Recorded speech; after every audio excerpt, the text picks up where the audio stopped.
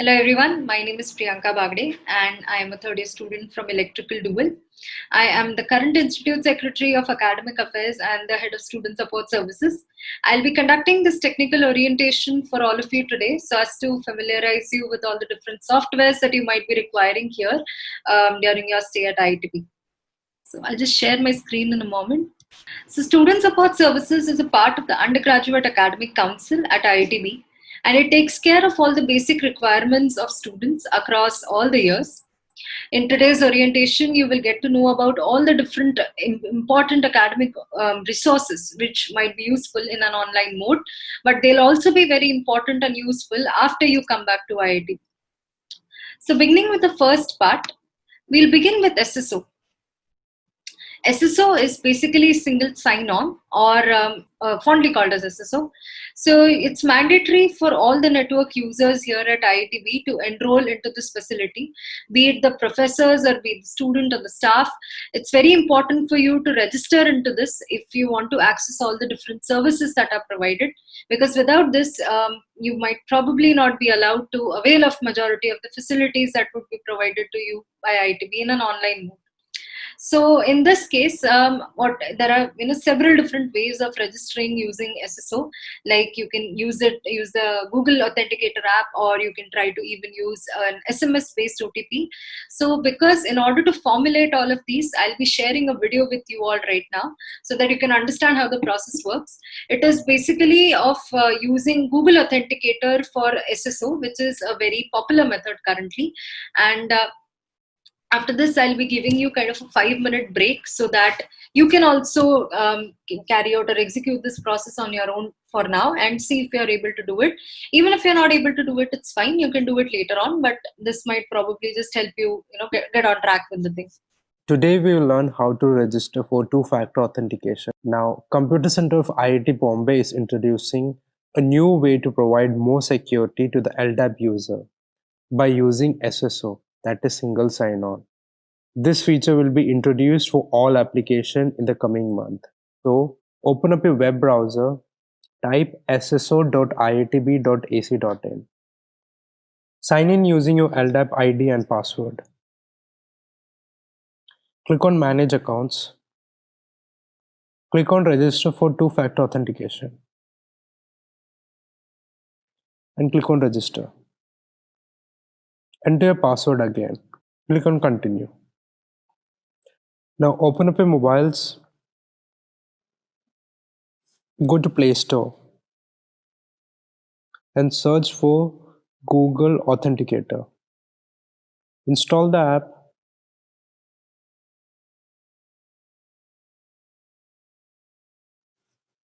Click on Open.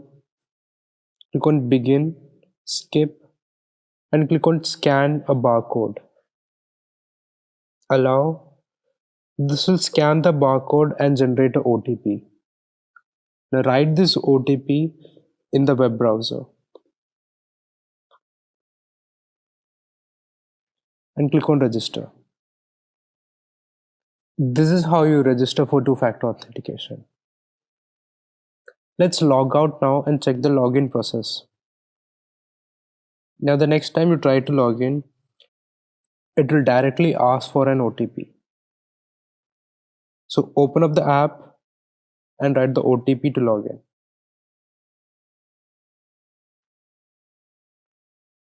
This is how you can log in using two-factor authentication.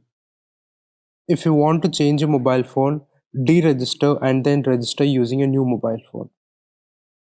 You can easily deregister by clicking on deregister for two-factor authentication and writing your password. Please note that do not uninstall the app without deregistering. If you're handling more than one account, like one functionary and one personal, you have to register for both. If you happen to lose your phone or your phone gets stolen, contact Computer Center for any help by logging on to cc.iitb.ac.in or by using the helpline number 2677. Thank you for watching.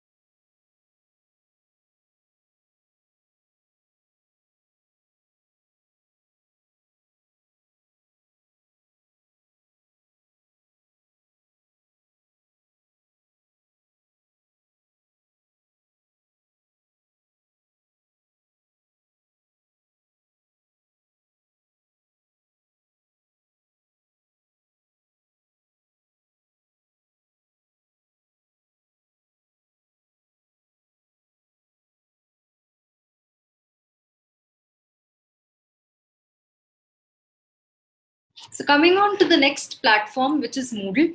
Moodle is probably going to be your most used platform here at IITB, even after you come back to the institute.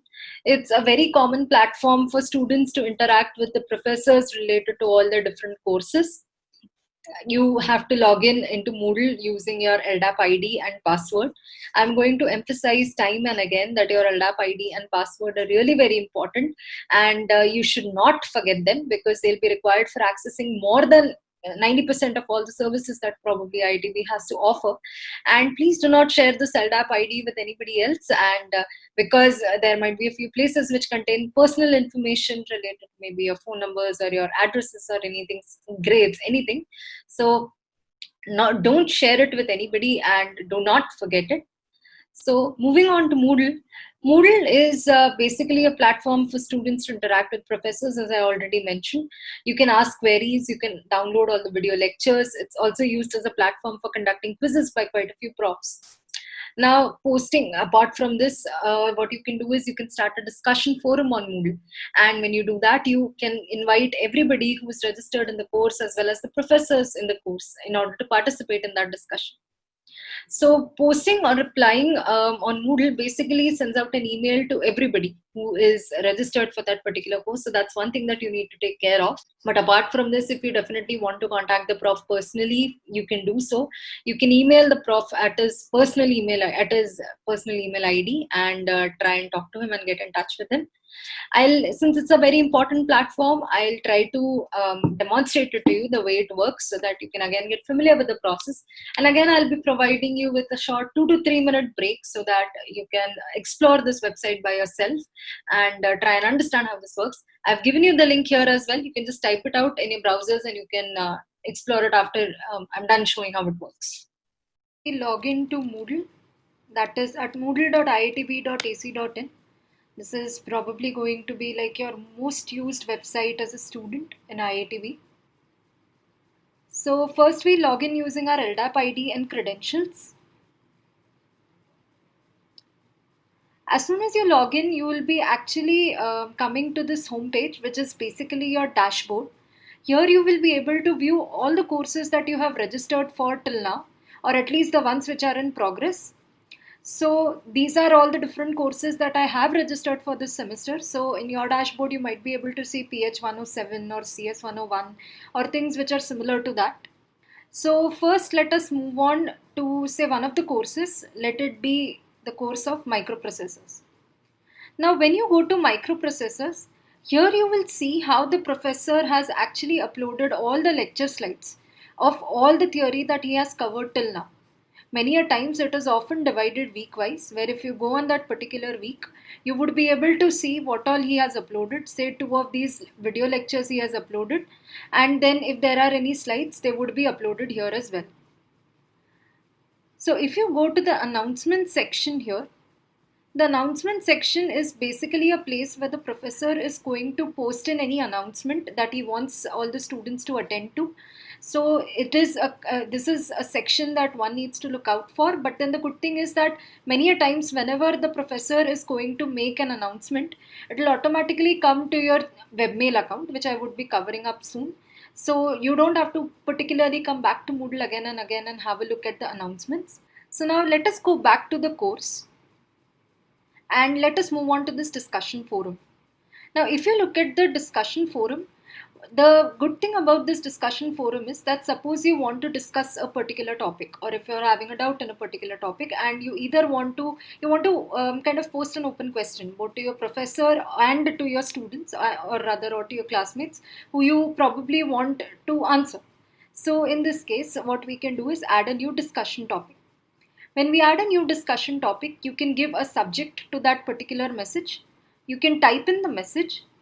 You can also try and attach any image, any video, or any audio that you want. That is as per your requirements and the question that you want to ask. And once you're done, you can post to the forum. Now, once you post to the forum, what happens is that this particular message would be posted into the discussion forum for everybody to view after 30 minutes. So it's kind of providing you with some time for editing in case you feel there is a mistake in the message that you posted and you want to edit it. So that's a good way of doing it. So once you do that, what you would notice is like just like all these topics which have been added by say different people here, you would also be getting a discussion topic that is going to be added by you. And therefore the started by would be your name. So in such case, what happens is that once such a discussion topic has been started, it again comes on everybody's webmail account. So that is why people, they automatically get notified in case if there is any question that is posted, or if there is any topic which is added to this discussion forum. Going back to the dashboard, we can have a look at all the quizzes. Now, this is the place where you can actually see all the pending assignments or see all the pending homeworks that you have. Like I have two due on say Friday 6th of November. So if I click say on one of them, I would be able to see the assignment, that is the PDF which I can download from here. And if I have to submit that assignment, I just need to go to add submission, and I can either drag or drop files, or otherwise I can simply add or upload a file from here. And the fields are pretty easy enough to understand.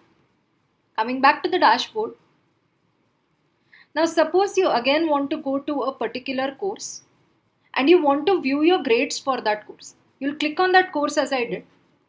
Then you will click on these three lines here, and then you will go to grades. Now the thing is that I haven't been allotted any grade on Moodle as yet for this particular course, so you can see everything is empty. But many a times what happens is that if you are giving quizzes on Moodle, or if the professor wishes to upload, he'll upload all the grades or all the marks for all the assignments and the homework that you have done in this particular tab, which is the grades tab.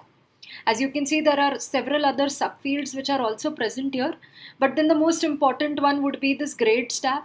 It would be the dashboard, which takes you back to the original course page as well.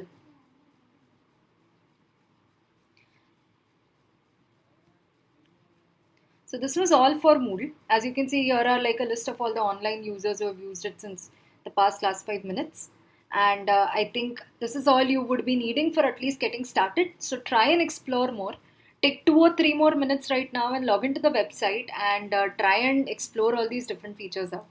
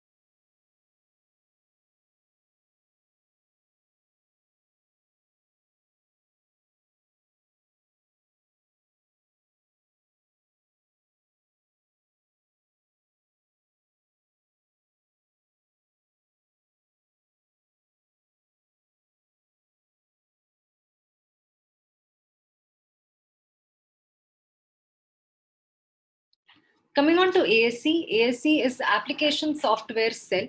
It is another website that you would have to access. Since it's basically used for registration, it's widely used rather, I should say, for registration. You might be able to access it to its full capacity after second year, or including second year onwards. But for now, I think you should just familiarize yourself with what the website is, and what all things you might see there. This is the website where you would be able to see all your grades, all your academic details, or your personal information, which you must have verified pretty recently. And you can view one interesting aspect of it is that you can view all the grading statistics for different courses. Now, don't worry if you don't understand. I'll be, very soon showing it all out to you and how it works and all. Even into the semester, you might have to fill in the course feedback form for your professors. Say it might be at the middle of the semester, or it might be at the end of the semester. So ASC is the only way of doing that. Again, you need to log in into ASC using your LDAP ID and credentials, so you can understand how it's almost used everywhere, your LDAP ID. To asc.iitb.ac.in. When you do, you need to fill in your LDAP password. And you also need to fill in the OTP that you are going to get from your SSO authentication. Now here, to point out, the authentication method that I'm using is an OTP based authentication method. You can even use an SMS based or any other method highlighted. So let us move on to login, again using your LDAP credentials. So this is the way your homepage is going to look like. Let us get to academics. In academics, you can have a look at your academic or personal details, and you can move on to view. That is where you would be able to see all the courses that you have taken till now, as well as your CPI, SPI, etc. Then ASC is majorly used since for registration purposes. You might not be using it a lot in your first year, but it will come very handy in your second year, third semester onwards, when you have to register for courses on your own. So there is one more very interesting insight that you can check, and which is grading statistics. So basically, I'll show you what it is. Go to all about courses and then go to grading stats. So here what you can do is you can try and search for any course that has been conducted till now. Say probably I want to go on for semester 2, and say I want to check out the course EE338, and I submit it. So basically what I see is the score which is going to be given for that particular batch, which was 2018 and semester 2. So I can see the number of people who have got every particular grade. So, sometimes it helps in getting an idea of the kind of grading which might be done by the professor, if the professor has remained the same, because professors keep on changing. So that's an interesting thing that can be explored.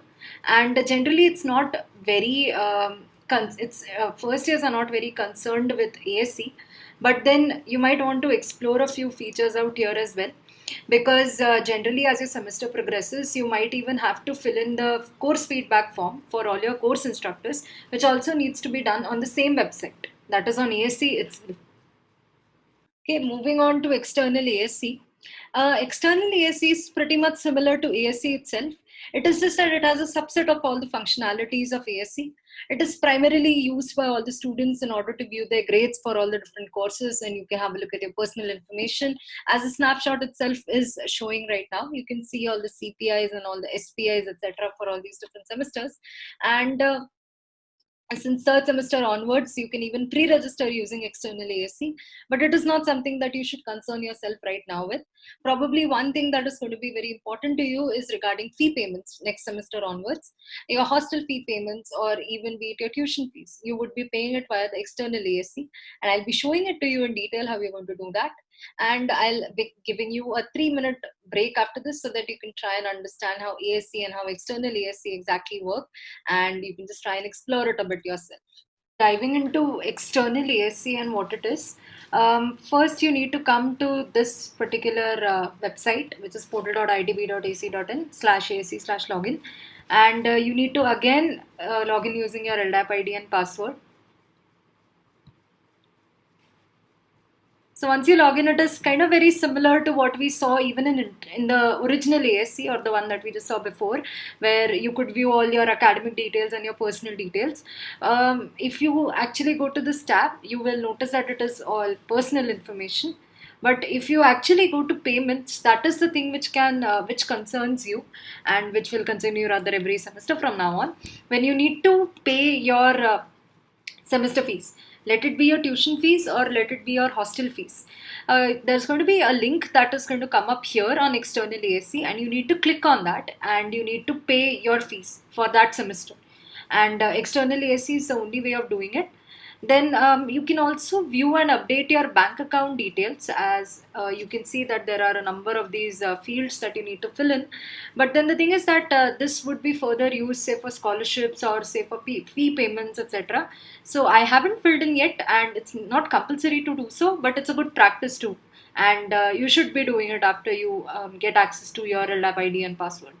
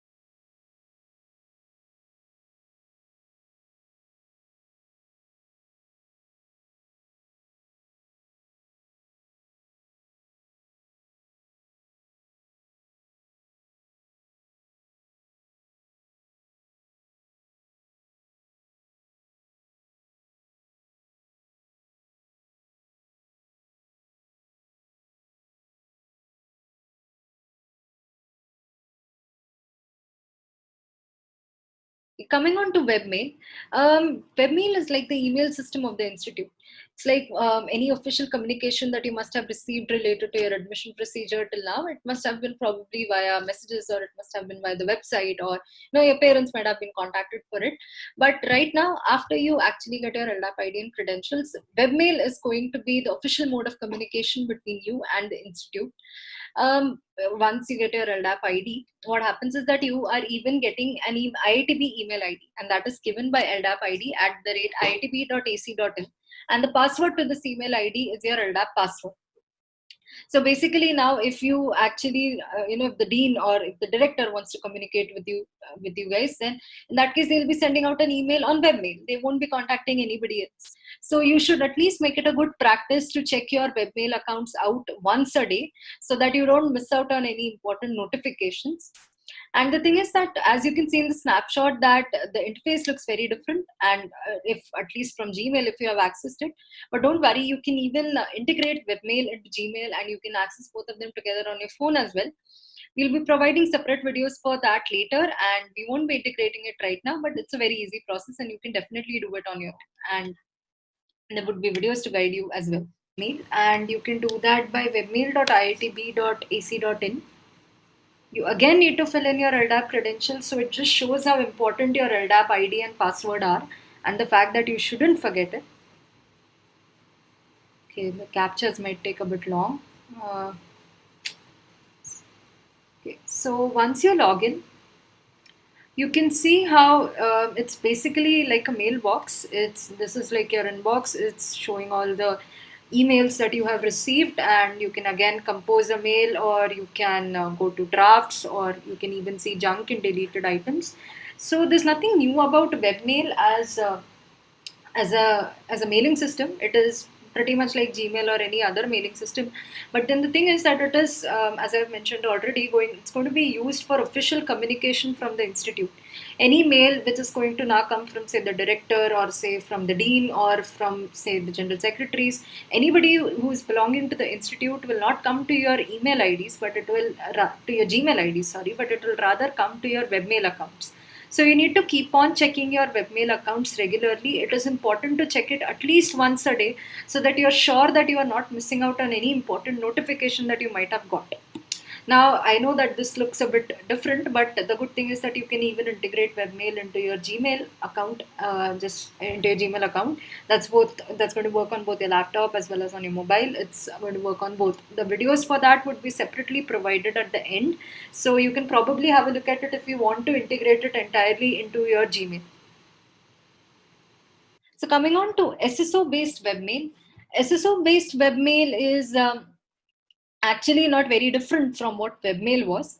The only thing is that you have two different ways of accessing them. When you come to SSO based webmail, you basically have to log in using your LDAP ID and credentials, just like you did for webmail. But then you would also have to use SSO authentication here. And that is not something which had to be done for webmail. So the logging facilities are a bit different. And you can see that the interface also is pretty different from what we saw in the previous slide. And but that's more or less it. It doesn't have a lot of difference in the functionalities between the two. So you can definitely try and explore this. Probably I'll give you a minute so that you can try and understand how it all works, and have a look at it at least.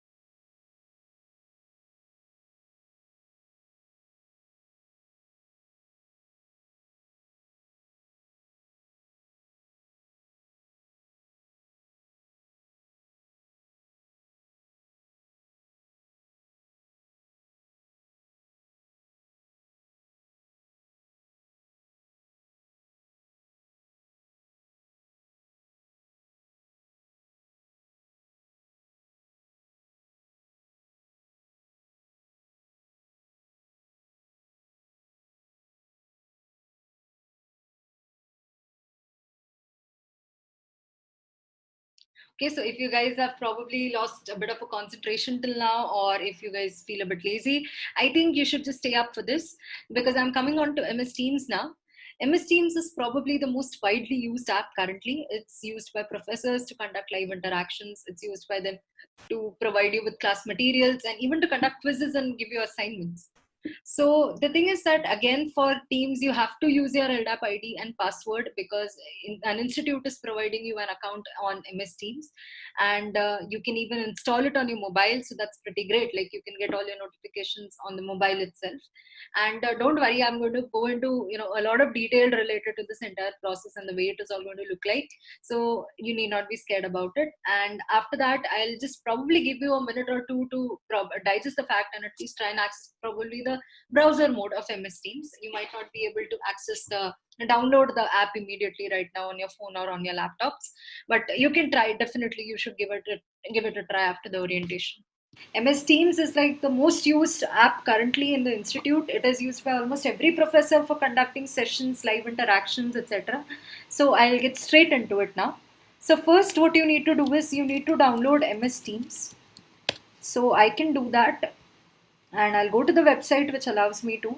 So here you can see there are two options. One is download for desktop, the other one is download for mobile. Now download for mobile is like you go to your app store or you go to the Android store, you download the app and then you again log in. The same thing is you download for your desktop. I'm not going to download it all over again because I already have it, but you need to download it and you again need to log in using the same exact process of LDAP ID, LDAP password and SSO if that is also required. So once it's going to be downloaded, you can actually come and look at the MS Teams interface, and this is the way it is going to look like. Now these all are the teams that I've been added to, and they kind of summarize all the courses that I have been a part of. So I'll probably use one of the courses, and let's get to um, say E301. Yes. So now when you actually go to EE301, what you can notice is that there is this chat window kind of a thing which is provided. And as you can see that the professor in charge is, she can very easily send out probably some announcement or some message which is going to be visible for the entire class to see. Now, once you actually come to this interface, you need to go into files. Now, if you go into files, you can see that she has uploaded a lot of material, and if you go into class materials further, you will notice that there are lecture videos. There is this lecture PDF thing that I am in currently.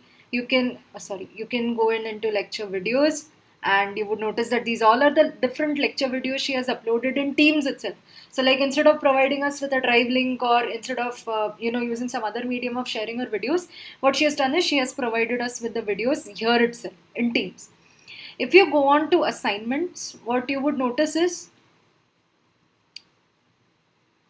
that there are these completed assignments and there is this assigned assignment, or the ones which I need to complete, the ones which are going to be due.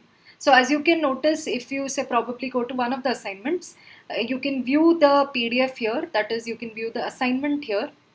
This is the assignment.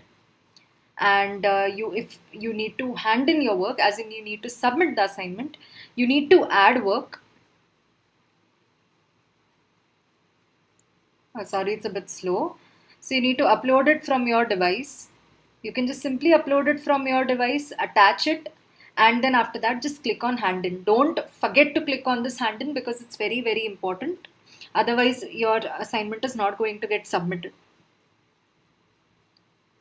Now there are these different channels as well which are present. I won't go into the details of this, but then it might come in handy just to know that there are these different channels which are present. So as in, people who are a part of general, they may not be a part of the subgroup 3, which is one more channel that has been created. What you can notice here as well is that the professor is providing all the meeting recordings. As in, many a times professors will conduct live interactions or live lectures with you, and they'll record it then and there itself, and then they'll share it with you. Teams has this facility of doing that. So that is the way they share it. So you just need to download it and you need to view it on your laptop. Now, I might understand that a few of you might not be comfortable with using it on your desktop for a variety of reasons. So there is one more thing that is provided. Google Chrome allows you to access MS Teams on your browser itself. So again, it is the same. I already opened it, but it is again the same process. You can just simply go to Google. You can say MS Teams browser. Use Teams on the web. When you go to use Teams on the web, you can go to this website. It is basically the same thing that I've opened here itself. And what you can see is that the entire thing is loaded on your browser instead of loading it on your laptop. So if for some reason you are uncomfortable and you're not able to open it on your actual desktop, you might open it on your browser as well.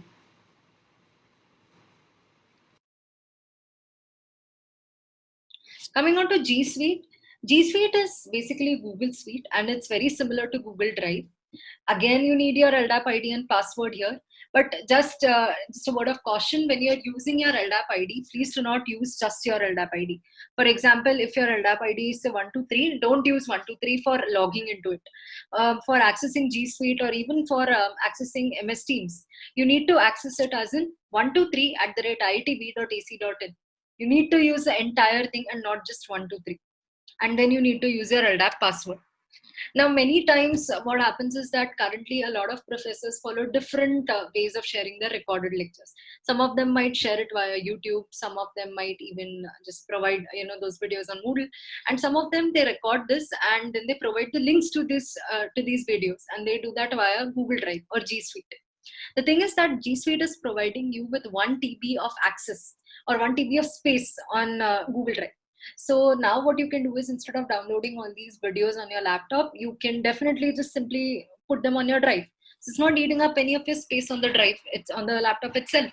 And the thing is that you can always organize your drive pretty well and it's all going to be very easy to access. So G Suite is something that you guys should definitely explore. Like, it's not just the drive, but you'll be even getting to access, say, the Google Meets.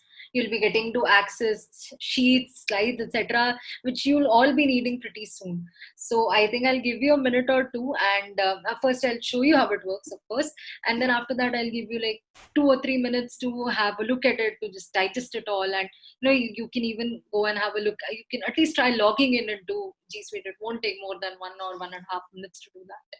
Let me even demonstrate it a bit to you. For example, the first thing that you need to do is again sign in.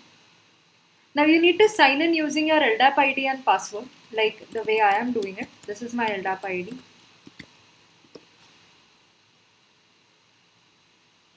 Okay, I must have made, oh sorry, I made a mistake here. Yeah, so it is again taking me to SSO. Now I need to put in that one-time OTP which I'm going to get from my authenticator, as I even did before.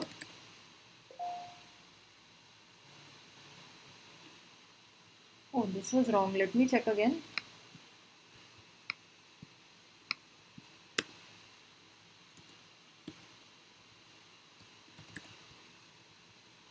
Yes, this was the correct one. So now I'm logged in. Now, once you log in, you can actually see all those things, all those facilities which I was talking about being available. First, let me go to the drive.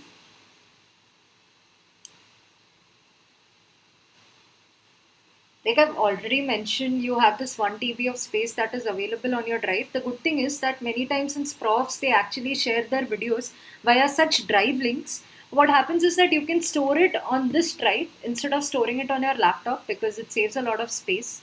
And you can see I already have a lot of things which are related to different courses on my drive here.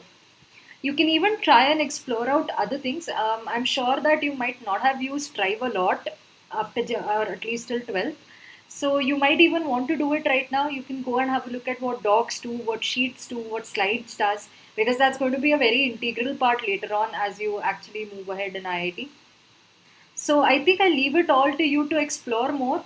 And in fact, I'll give you some time right now to think about it, or at least to see what all these different things are, because it's very interesting and it's going to be very, very helpful, and it's going to help you stay organized as well.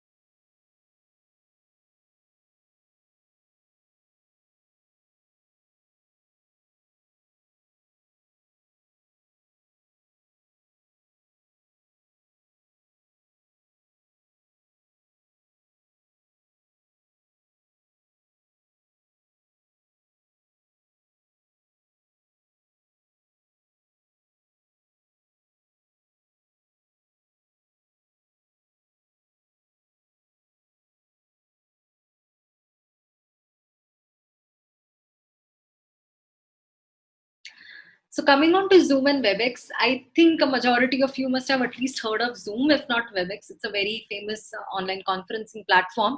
And the thing is that IITB again provides you with an account, as a student account, in Zoom and Webex. So suppose you want to access Webex, you need to go at the site that I've mentioned here, and you just need to log in using your LDAP ID password, and it's going to be an SSO based authentication over there. And you can even access Zoom similarly, where you just need to go on their website and you need to sign in. These two processes are pretty relatively easy, so I am not demonstrating them to you right now, but it is something that you should definitely give a try. And that is because different professors, again, as I've said, they have different ways of trying to share all their, or conduct live interactions or live sessions with students. Some of them might not even use MS Teams, but they might use Zoom or Webex. So it's always a good idea to get into a habit of accessing all these things so that you're not in trouble at the main moment. Just like Zoom and Webex, Gmeet is also a very common platform that is used by professors to conduct online classes here in IITB. And it is a part of G Suite. So once you access G Suite, as shown before, you can very easily access Gmeet.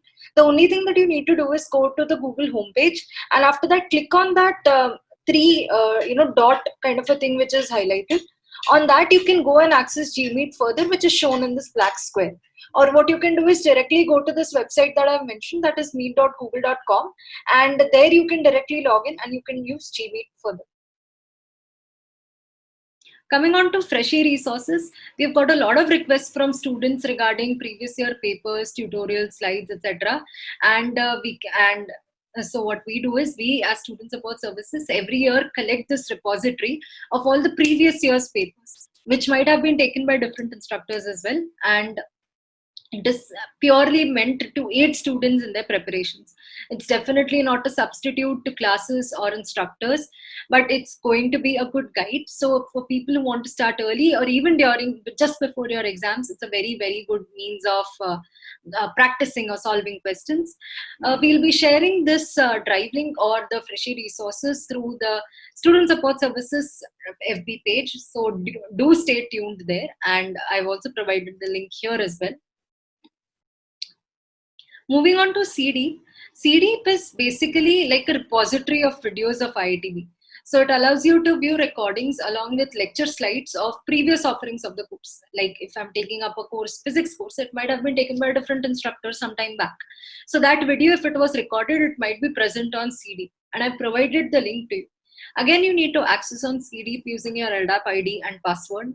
Time and again, it's very important to remember your LDAP ID and password. As you can see in the snapshot, there is this view courses section, which has current semester and archived semester. You might find all the previous course recordings in archived semester and all the courses that are being currently recorded in the current semester.